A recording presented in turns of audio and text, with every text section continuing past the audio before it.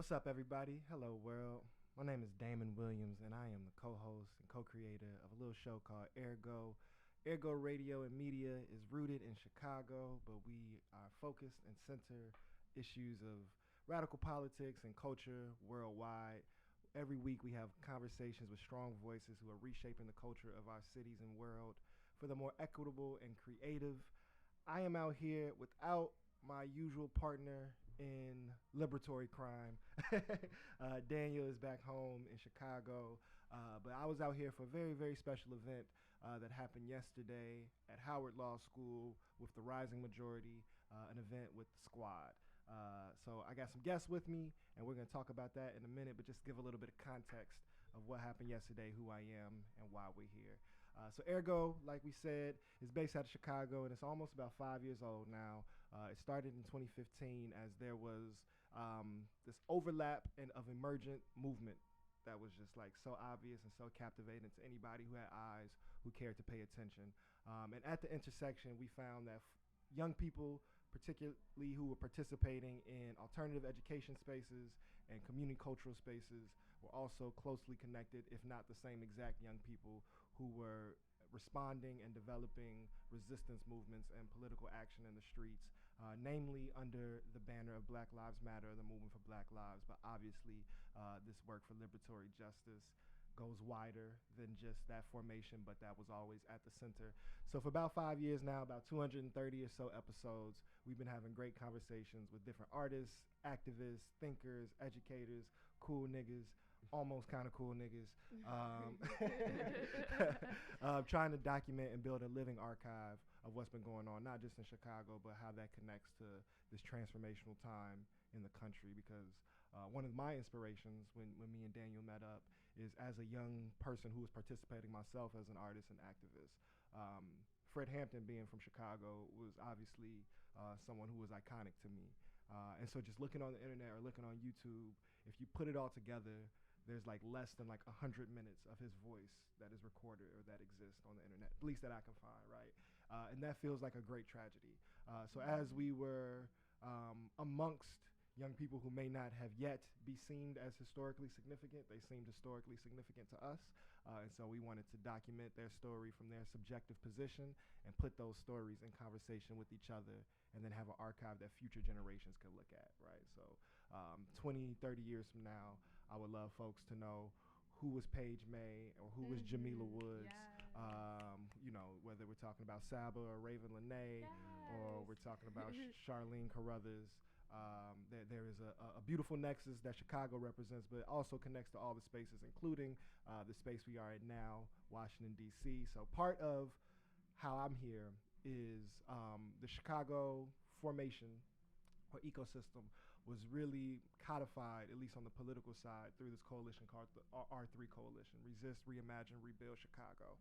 And that came about after the 2016 presidential election. So a lot of people were frustrated, but a lot of people have had experience of being active and responding. And so our great honorable movement mother and teacher and leader who embodies the spirit of Ella Baker, Dr. Barbara Ransby, called us all together, created this formation, and at the same time, on a national level, the Movement for Black Lives Action Table created a national formation that is Black-led, POC-centered, but is not an exclusively all-Black formation, unlike the Movement for Black Lives, which is an intentional Black space. And so with that, these two coalitions have been going on close to three years now. And yesterday there was an amazing event here in DC at Howard Law School that featured the squad. So that's the four congresswomen who are radically kind of resisting and shifting up state politics from the seat of power in Congress.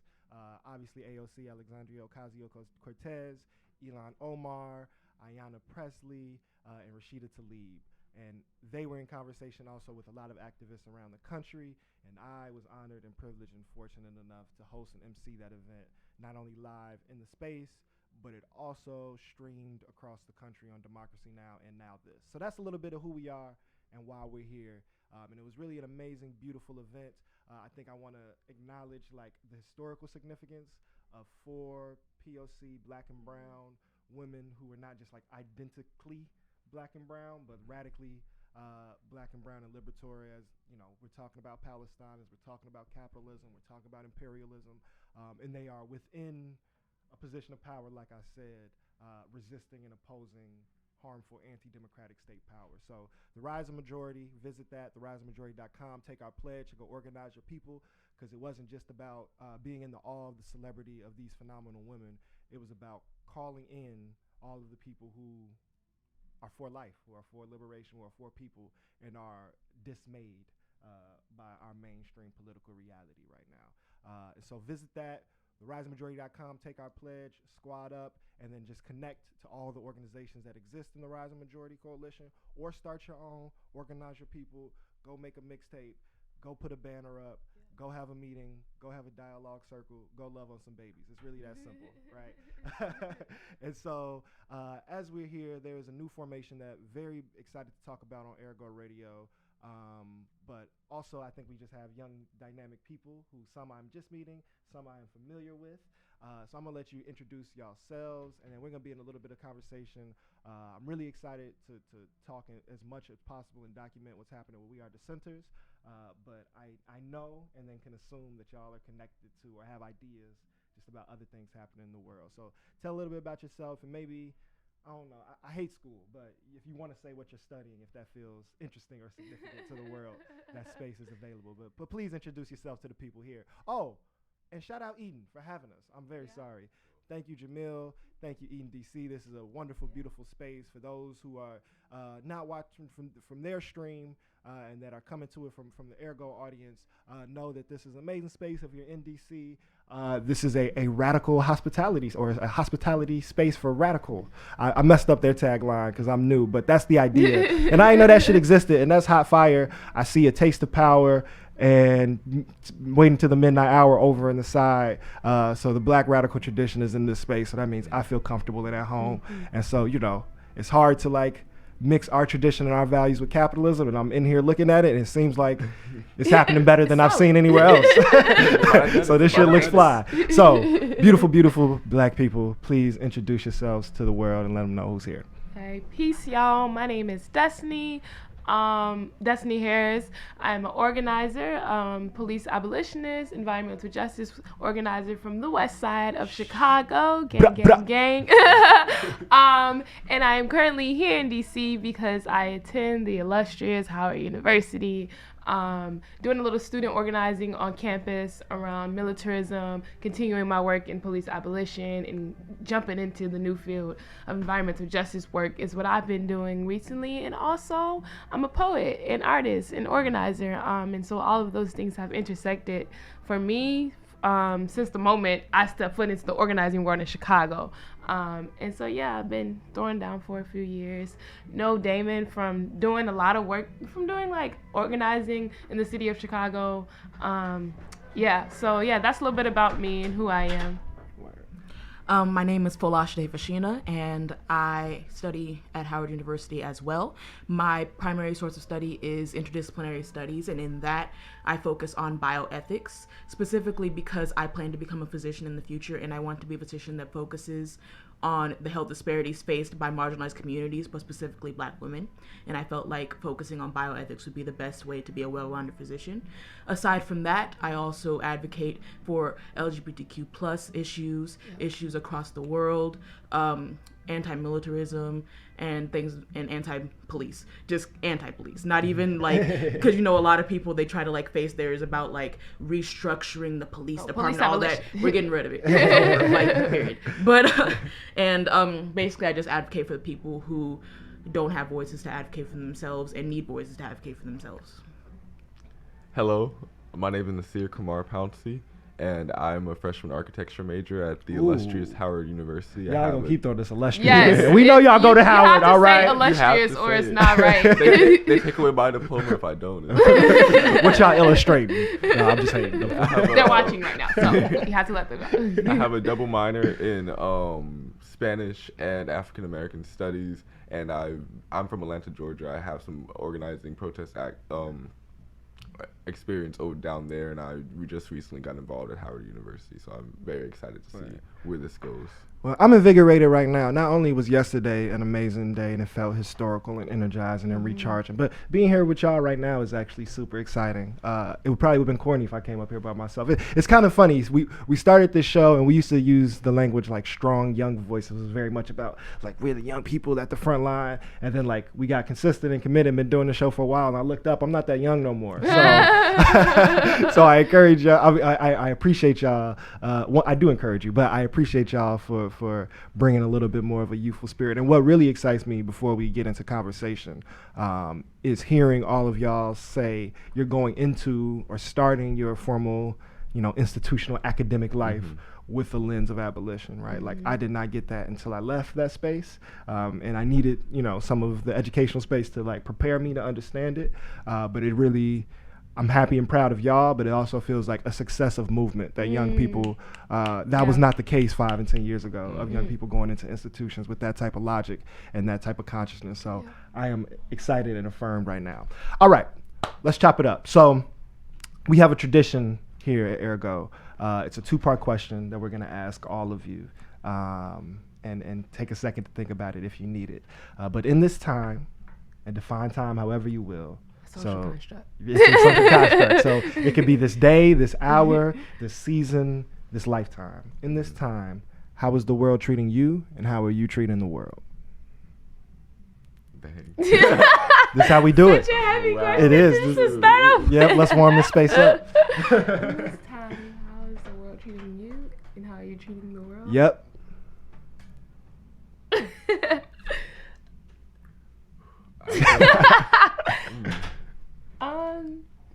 In this time, let me think. In this time, I mean, in this time, like always, capitalism is beating my ass. It's just like every day, it's the same thing.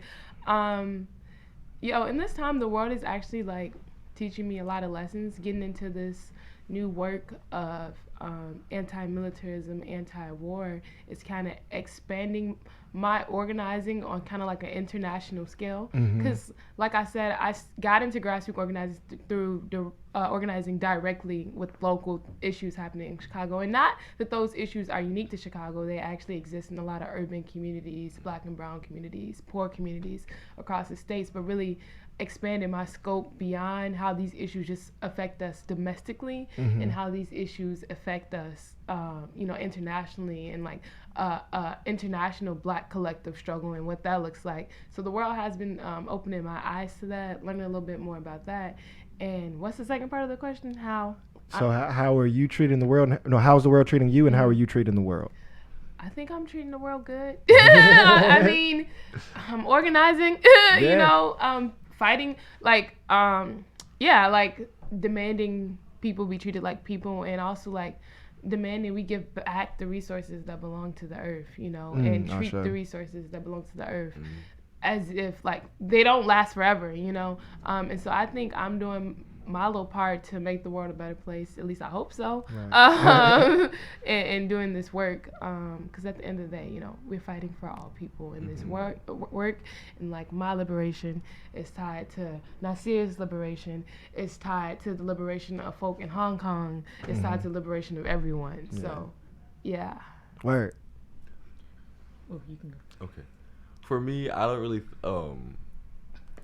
It's kind of hard to say like, how is the world treating me? Like I read the news every morning. My favorite news section is like the world news. Because when you go to American news, it's just Donald Trump, and it's too much.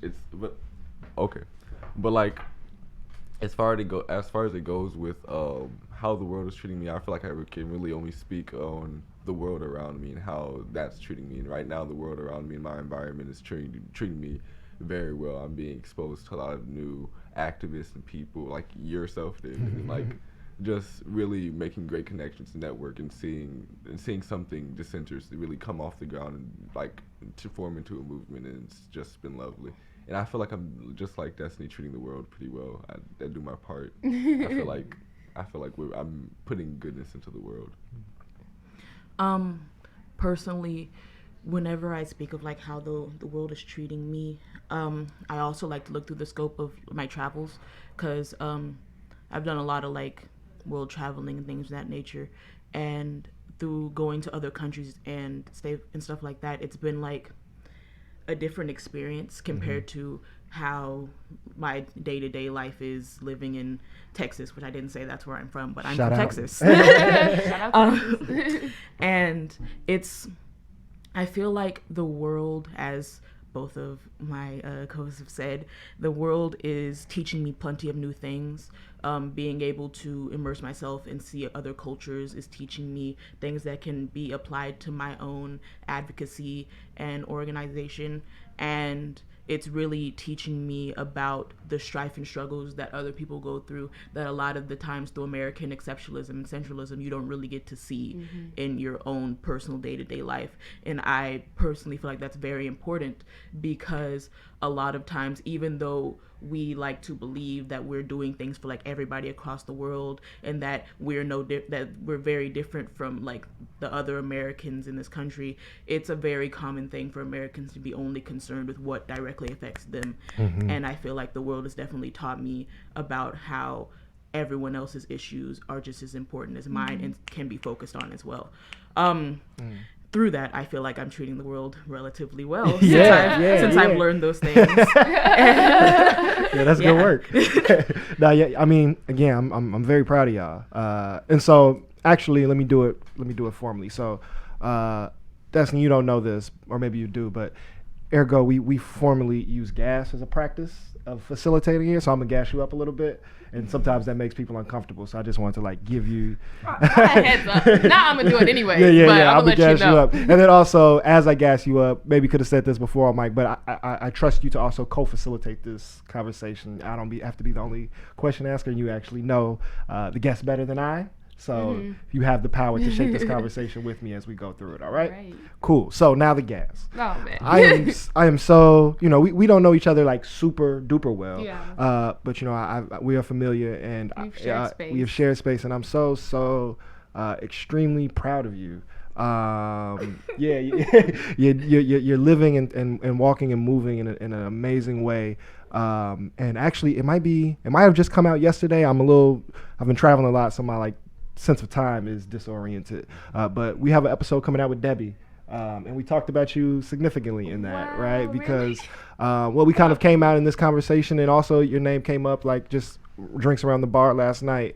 In some ways, you are a living embodiment of like the dreams of this work, right? Like to be able to, as a young person, to come into a space, to be able to learn new ideas, to get a vision of the world, a few set of skills and strategies, and then to take that and continue that on as you develop and as you go through your maturation process, and what you're doing now with We Are Dissenters, coming out of like the No Cop Academy and all the things we could talk about a little bit in more detail, coming out of that legacy is really, really important and historical. And you are a breathing realization that we are winning. Oh. So y'all gonna make me cry on this radio we do show. this. That's what we do. We gas up. So with that, let's. Thank you so much. You're very welcome. Can I hug you? Yes. Yeah. So radical love, y'all. Radical love. Sure. So let's just be grounded in this moment right now, kind of out of what I was just saying. Of AirGo is really excited and wants to be in close partnership or a participant of what this We Are Dissenters movement is. It feels really vital and really centrally significant to where the discourse needs to be. So from your perspective, how did you find or get connected to that work, and what does it mean for you within yourself? So I would say, so like I said, I kind of keep repeating this common thing of me getting into community organizing in Chicago, not because I wanted to, but because it was necessary, right? All the decisions that were being made within the city were affecting my life directly, from closed schools. My elementary school got closed down by Rahm Emanuel, to the Cop Academy being built in my community, to the current Cop Academy being door to door with my high school. So all of these issues were directly affecting me, and that's kind of how I got into organizing. And through being an organizer with No Cop Academy, I kind of got more involved with work around police divestment / police abolition and what that looks like. And I kind of wanted to, going into college, I kind of wanted to expand my work, you know, beyond how the issues going on in Chicago, and kind of expand my work. And I realized very easily that there's a direct correlation between militarization and police, and how police operate, right? We could talk about numerous instances. We could talk about how John Burge would torture queer and trans folks with war tactics he learned from the Vietnam War, right? We could talk about how heavily militarized the tactics that the Chicago Police Department uses, right? And even beyond that, militarization is everywhere, right? We could talk about the fact that almost every male in my family was in the military, right? My dad served in the Navy for 4 years. And the reason he went was because he was poor. And they recruited him and they said, yo, you know, come to the military, we'll pay for your college, right? Can I stop right there? Yeah. So I want to hear more about that family, because then that, I'm sure, makes your relationship to this work nuanced in certain ways. So how are you and your dad in discourse around this anti-militaristic view you're taking? So not necessarily discourse, but I don't know. My parents are like kind of like how most organizing parents are. They're kind of like, organizing, that's a little dangerous. What you doing?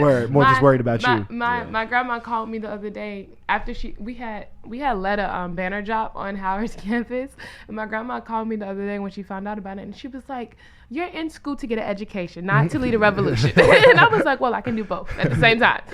Or like, no, what if I am in school? Yeah, what if like, that is my education? I am in school revolution? to shake the table. Like, what you mean? But yeah, so like I said, all of the men in my family were in the military. And even though they're out of the military, I don't think they still like fully grasp the fact that it was kind of like a trap, you know, even having been through that and like being out of the military now, I still don't think they're fully aware of like the harm that going to the military kind of like produces and whatnot. And so that makes this work seem more urgent to me. I try in my work to, you know, to realize and recognize that these issues aren't isolated, but they're very interconnected. And one example of that directly is, like I said, how the police are and how heavily militarized they are, how all the men in my family were targeted, how like in nearly every black and brown school in the city of Chicago, there's a military recruiter who comes often, right?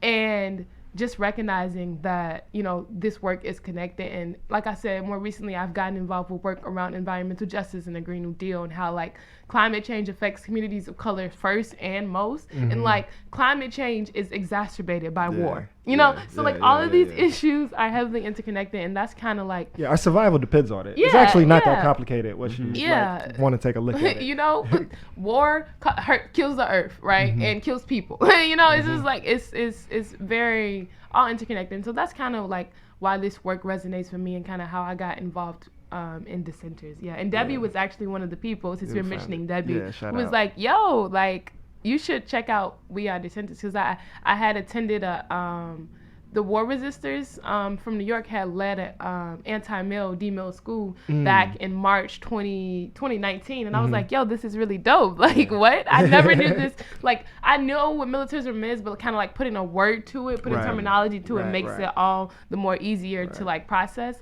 And so yeah, that's kind of how I got into this work. So I want to, you know, just keep doing that interplay between the like this very macro structural and also like the more internal personal. The thing that I think that you're saying that's really valuable that I try to stress to people is, let's discuss police within the language of militarism, right? Like, let's not say that the police are getting more militarized. The police are municipal military agencies. And I think just having that language then makes people gives people the room to then just be a little bit more critical, because then they understand that they don't want to be militarily occupied.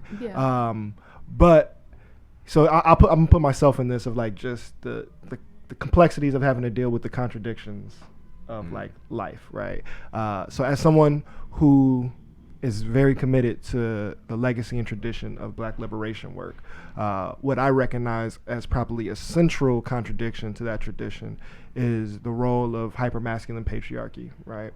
And so, not on some like woe is me or applaud me. I feel in the same way that like white people have to be accountable for white supremacy as a Black man, as particularly a cishet Black man who occupies space in movement. That is of my responsibility to focus on. So thank you for the snaps. But I take them all. But I'm using this as an analogy. What I then learned, because I have an intimate relationship with black masculinity and black men who have and will continue to be harmful, I have a deeper sympathy and empathy and understanding for how a lack of consciousness or how a normative consciousness leads towards a tradition of harmful behavior. Mm-hmm. So then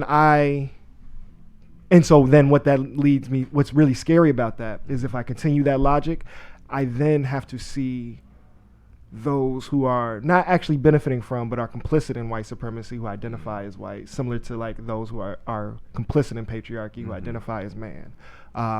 They need to be transformed, right? And that they are not a monolithic evil, right? And so like it's very uncomfortable to say, right? Like it's been kind of fuck white people for the last however long, and they've earned that position in some way, right? But that's not actually the truth, right? Like if we nuance it there, it's actually we need to transform humanity. So I'm saying that to then go through the contradiction or the tension of growing up in a military family and having the sympathy of, oh, my father was harmed by joining this institution that is harming the world.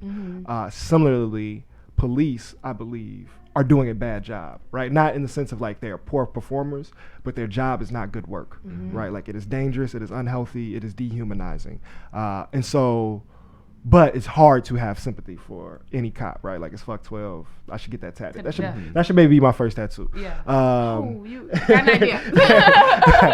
And so I that was a long way to get to that question, but do you see that like kind of tension that I'm trying to name of like, since you have military folks in your family, does that then give you any time where you have to complicate how you view police and policing? Yeah, I think it's hard because people aren't disposable, right? Right. And the military kind of tells us otherwise, that people are disposable. And so when you have these, I don't know, I just really sympathize with them because I know that there was a lack of consciousness, kind of like how you said. I know it was a trap. That doesn't take away from the fact that they went to the military. Right. My dad went to the military during, I think, 2002. So it was right after the war on terror, right? So literally just like harming innocent folks in the Middle East, right? It doesn't take away from the fact that he did that. But making him understand that like the military as like a system is not where it's at. It's just like something that I'm trying to do. And also like a lot of folks think this issue of militarization is like very far removed, right? You know, it don't really affect us. You know, what the U.S. does overseas, it's none of our business. We can't really see militarization. But like my goal is to like combat that directly. Militarization is in our day-to-day lives to kind of make it personal. Like I said, like black and brown folks are the folks who are targeted the most by the military, right? They are in our schools. Militarization is on our streets, and it's not an issue of like, that happens overseas, right? We can't see that. I try and really make it personal. So there's always going to be discourse. It's kind of how like when you be like, yo, fuck 12, and then you have a police officer in your family. It's like, yo, it's still fuck 12. I love you, but it's still fuck 12. I kind of can relate to this question because two of my uncles went and two of my grandmother, like great uncles, I call them uncles, but grandmother's brothers went and fought in the war. I think one was Vietnam, they were both Vietnam actually. They both came back with addictions and ended up dying from those addictions. Right. And even with that, so I have the military in my family, but I also have police officers in my family. Their brother was a police officer, and he even acknowledges how corrupt and messed up the system is because he was a police officer in Chicago during the 70s and 80s, and it's just I can understand exactly what y'all are saying with that. So talk to me then. You guys are all together in this formation. I want to tease out the story of like how it came together in the space, but I think I would rather start with what do y'all see the work being, right? Like y'all are on campus. The center's model is focusing on let's organize these campuses as a way to get out into communities. So for y'all, whether it's tangible, like 3 to 6 month timeline, or like holistically, what do you see your piece of the work being in this formation? Y'all want to talk? I've been talking a lot. Well, specifically talking about Howard campus, since out of the three of us, I've been on campus the longest. I feel like it has to be like, it's not really a thing that you can set on a timeline. Yeah. Because Howard students are not a monolith. So as trying to organize with the Howard population, it's a little difficult to try to sway certain people that may have certain ideologies that a lot of them learn from their parents, because you've been in that household your whole life, and you don't really think to question, oh, maybe my parent is a bigot or something like that. So so I feel like it's something that you have to think of like holistically rather than like on a timeline, because you're going to get different people in different ways that are going to have different connections that are just going to make them like, it's going to make it click for them, that it may not make it click for somebody else at that time. And I feel like not putting it on a timeline also removes the capability of feeling like you failed, because in my personal experience, there was a friend of mine tried to organize Howard participation in the protest against the war on Iran, and there wasn't very much like people were like, yeah, woo, we're gonna do it, it's gonna be amazing. And the day of, it was me, her boyfriend, and one other person, and she felt like she failed. And you have to like, one, figure out that not everybody is going to participate in advocacy the same way, and then also the fact that not everybody is going to come to things as quickly as we'd like them to. So with doing We Are the Centers on Howard campus, even though I haven't been involved for that long, I do understand that it is something that like we have to approach from many different mediums in order to get like the amount of participation that a lot of people would imagine coming from Howard's campus, because a lot of people think of Howard as like, you know, really big protesting, and because it's a black body, and it's a historical black body. So I feel like being on Howard campus and organizing on Howard campus is something that like it's very delicate, and it's something that is very nuanced. So I feel like Howard watch people, so I don't want to get y'all in trouble. Fuck, no, I'm kidding. I'm just kidding. Nah, y'all are trouble. Y'all are political troublemakers. So I want to be respectful, but there is a tradition where I'll go back to myself, right? Like in Chicago, particularly, I think where there's like this concentration of black power, if we want to say. So for folks who know the city, I feel like we kind of underestimate like the wealth and influence of folks like east of King Drive from about 35th to about 63rd, right? Like at just like a mainstream global national level, like the headquarters or the homes of Barack Obama, Jesse Jackson, and Farrakhan are like within a square mile of each other, right? So we could argue that those are the three most significant living black figures, or you know, we can be critical of all of their legacies, which I am. But just in terms of like normative impact, those are the names that will like come up in like a Black History Report type of thing, and they like live right next to each other. And I think that is an example of I think the elite power that is over there. So what I'm trying to like carefully get into is something that I am become really critical of, have learned to reject, had some proximity to, is like black elitism. And just how counter and contradictory it is to our well-being, but particularly our liberation. And so I would name, or I would view Howard as a citadel of American black elitism. So absolutely. So as you're on that space, you know, talking about these radical and global issues that are connected to a grassroots tradition and connected to a more popular anti-capitalist lens, I imagine there's a lot of like, you know, normative shit that y'all have to deal with. Y'all not dealing with white people, right? That's not your target that you're moving first line, right? So how does the struggle against black elitism come into play with your experience, period, but also particularly politically? Well, I actually wrote an essay on black elitism. Oh, well, let's get to it. My you got a thesis year. prepared, ready to go. Some sources. And point one. Because I just pull it out. But Black elitism on Howard campus is a very, very big thing. A lot of our students actually came from, I forgot what the organization is called, but it's like Jack and Jackie Jill. and Jill. Yeah, we have a lot of Jack and Jill kids. Yeah. And the Jack and Jill kids. I was in it for a year, and I was like, I can't do this shit. Even at 14, I'm like, oh nah. I went on their little ski trips though. I can't lie. End up also being in like Howard politics, right? Because a lot of times with Howard politics, it's like if you know somebody, then you're probably gonna end up being like in charge, and people like to like frame themselves as very radical to get a lot of like the votes or whatever, and it doesn't end up coming out that way, as most political processes end up having. But a lot of the times the main issue that I see with like the Black elitism on Howard's campus is that people refuse, who are actual like a part of the elite class, refuse to acknowledge it. Like they a lot of the kids that we talked to about Jack and Jill, because a lot of us kids that came from like lower middle class or like poor families, we have a lot of critiques about them, and the kids, they kind of, it's a lot of shifting of like blame.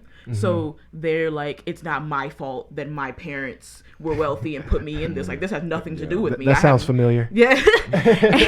And I feel like that's a main issue with like attempting to like organize and actually attempting to have them not necessarily take blame, but take blame. Because it's like, or accountable. We could change the language like responsibility. Right? Yeah, because it's just like and it happens, it stems even not even just with the Black elites, it's also just a lot of things that people have like removed themselves from accountability with. For example, whenever the strikes happened in Iran, and people were like, you know, making their jokes and stuff and cracking jokes on Twitter, and then people were like, that's extremely disrespectful, you shouldn't be doing that. And there was a specific tweet that I saw, I don't remember who tweeted it, and even if I did, I wouldn't say it.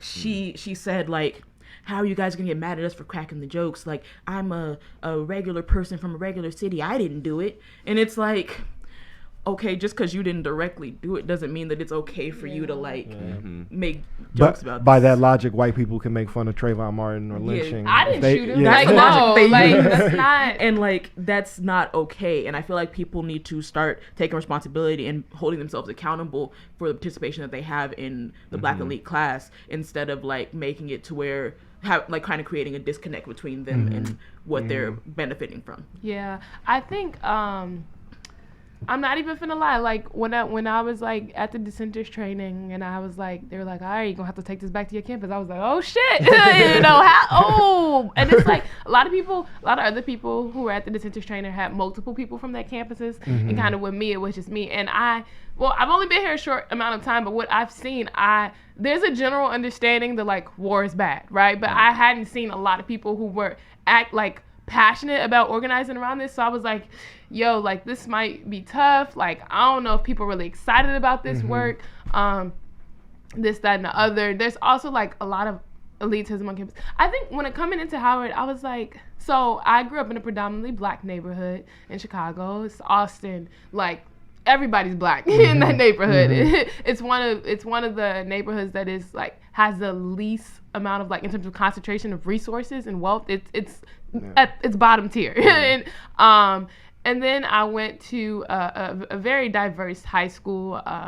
25%, you know, sold itself on diversity. You know, where's the most diverse school in the nation? Michelle Obama went here. Michelle Obama went to my, you know, we're the best school, And that was really a culture shock. All right, you went to Winnie Young, right? Yeah, Winnie Young. That was really a culture shock for me, going from this predominantly Black neighborhood, very under-resourced schools, to going into this very diverse setting. And I learned a lot, right? Was educated on a lot of my biases that I had, and you know, even became into organizing during that time. And so when it was time to decide where I wanted to go to school, I was like, this was nice, I want to go back with my people. HBCU it is. Right. And so when I was like, okay, I want to go to Howard, I was expecting like, yo, I'm gonna go here, like this is gonna be a lot of Black solidarity, radical blood, and that stuff, it does exist. It does exist within Howard. Right. But I was shocked immediately by the amount of elitism that was present, right? I think a lot of folks think because that we're all Black, that like these other issues of like classism can't exist. Right. And they coexist all the time, right? A lot of folks just are really like, just classes when you break it down, and they don't recognize it, and they refuse to recognize it, right? As a system of oppression, right? Like they think that class is just happenstance. Yeah. Like we all black, right? We on the same field. And like it's kind of similar to how like folks think like, I don't know, it's weird. Like a lot of folks idolize black capitalists like Jay-Z, right? And we see a lot of that on campus, and I see a lot of like how he operates and how these people how Howard people operate, because they're like, yo, I'm black, like I'm for the people, right? And it's like, skin folk and kinfolk, right? This is just a random example, but like, fun fact, Kamala Harris went to Howard University, right? And Howard University is very,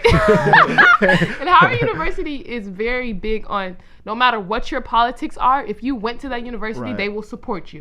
They will be like, yo, she went here, she's great. And a lot of like this kind of classism, elitism really started to jump out, like in terms of like, she's such a good example of what we're talking about. She's a direct, like folks are like, oh my gosh, she went to Howard, like she can't be problematic, like what, like and so a lot of then that's when I saw a lot of like, before then, but like then is when I saw a lot of like classism and elitism jump out, and folks are like supporting people just because they're black, right? And not recognizing that they can be black and still oppressive to black people, right? In terms of like, you know, Jay-Z being a very classist person as he is, a black billionaire, right? Can't really relate to us anymore. And so, yeah, I say all that to say that there's a lot of elitism on campus, and it makes it really, really, really hard to organize people. When I like was exposed to all this elitism, I told myself immediately that this is really sad, but I told myself that I didn't want to get involved with any campus orgs, because a lot of them are centered around elitism. Even the organizing ones that are like, and even the ones that are like, you know, a model, you know, organization or whatever. There's a lot of these organizations are centered around elitism, and I was like, yo, that's not what this work is about, right? A lot of folks get into this work, and it's about the title for them, right? It's about the fact that, you know, I'm the president of this club, or I'm a this and this and this, or and the work, resume building. Yeah, and it doesn't really, you know, it doesn't really show that they're doing this work for people outside of themselves. Yeah, I'll just leave it at that. Cool. So we got to wrap up. I have like one final question, as I'm just meeting two of y'all, but I'm just like so proud of y'all and excited to be in this conversation and be, you know, documenting some of this time. We talked about a little bit like the challenges or limitations, and we got a little bit to some of the structural theories type stuff, but what are the exciting opportunities that y'all see, whether it's like right now on like a semester to semester lens, or like what this will mean for your lifetime? Because I know, and I already see how transformational this will be and how you will look back on this in 10 years. But for y'all in the midst of it, what is exciting, and where are the opportunities that invigorate y'all? I want to go first. For me specifically, this is kind of weird, but I see the opportunities specifically at Howard with all the problems the campus has. I know it's weird to say these problems are opportunities, but that's organizing language. That's really like, there's so many issues that are just being unsolved, and it's like very clear, like y'all should be organizing and doing this to solve this, but nobody's really taking action, taking steps. And I feel like just by us possibly organizing around that is how like people really get invigorated, because then they really see the change happening and affecting them very directly. Like when something gets fixed in their building, oh wow, this protest did that, now I'll go protest at the next protest, and just build and build and build. Sure. Do you want to talk? Yeah, go ahead. Oh well, it's also the fact that like I don't want to say that like no one's doing anything, because you know that's a little dismissive, especially because like Howard, the student body has been known for like they do rally about like issues specifically that face the campus, and I feel like going off of what Nazir said, we can use the fact that like these things directly affect them, and how they've noticed that like it's made slight changes, if changes at all, because you know Howard still doesn't like doing stuff for people. It can like be able to create a bigger community, because you know who that you can talk to based off of like prior things that have happened, because we have whole organizations that were like formed out of protests that prior people have done. So it really lets you know like the who's who and who you can actually rely on when it comes to organizing and making a big change. Yeah, I'll just say that a lot of people at Howard think, and just in general, that you can't love your university and hold it accountable at the same time. And that's very false, right? I'll just speak specifically just a little bit about dissenters. It makes me really, like, kind of exactly what Nasir said was what I was going to say, like, there's so much fuck shit happening, right? The like Howard University just announced a new deal with the Army, right? A new partnership, right? We have the big 5 defense companies deep within our campus, right there and all that. And that's some fuck shit. But that is opportunity that excites me to be able to say, we don't want this on our campus. We don't need this. It's a lot of, like, there's a lot to organize around, and it might sound tiring, but it makes me happy that there is something that, you know, because I'm doing this at the end of the day, I want to better the university. It's not because I dislike this university, but I love this university, so I'm gonna hold it accountable. You know, and that's what I'll say about that. That's really dope. You know, AirGo, we gotta wrap up, but we go around the campuses from time to time, and one of the things we've said from our own experience, but from, you know, dealing with young folks who are particularly like discontent with the space, is that recognizing the opportunity that it is likely that never again in your life will you have as much power within an institution with so many resources, right? Like once you get to work in your job, you do not have the same voice as a student who's on campus. They are beholden to the student body in a way that other institutions are not beholden to their constituents. And so to have like a little bit less risk and a lot more opportunity is really exciting to see y'all stepping into that power. And so everybody tune in to We Are the Dissenters, right? That's the handles. We Are Dissenters.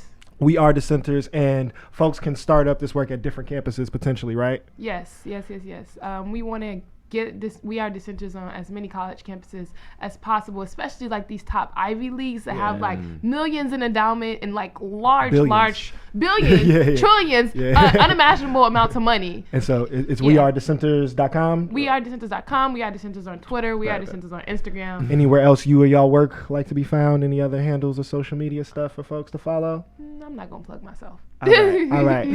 I'm at Damon_AF. We're also at AirGo Radio on all platforms. Check us out. We will be back as always, showcasing strong voices, reshaping our world for the more equitable and creative. Much love to the people. Peace.